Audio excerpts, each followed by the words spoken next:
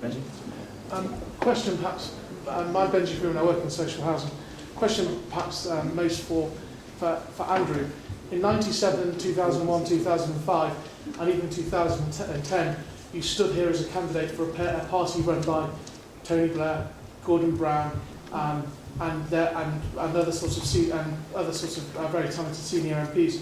You stand here now for a party which is being run by Ed Miliband, by Ed Balls, Harriet Harman, and these sorts of people.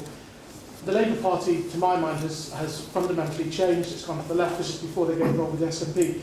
How can you convince us that the party that many of us voted for, with Blair and Brown, is in fact the same Labour Party with the same sorts of centrist values today as it was then?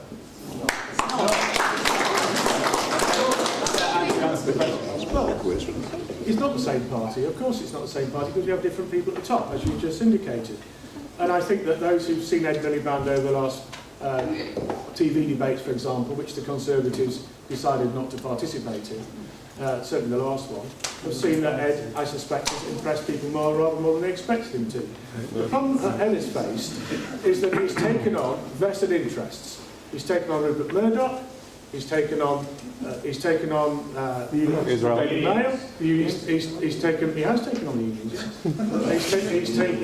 He's taken on the vested interests of the energy companies and so on. And because he's taken on those vested interests, of course they're fighting back and trying to denigrate him. But the fact is, I've known him a long time. I think he's a decent guy with some good basic core principles and values. I think those values that he has chime very much with what the Jewish community's values are too. In terms of family, in terms of social justice.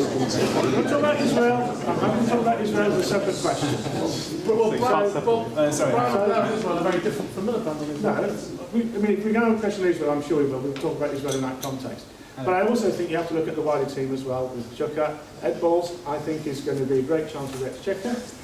Anyone who saw him at JW3 last week, I thought it was very impressive. And you never mentioned Ed Miliband's name once at JW3. Okay. Thank you. We're not going. I think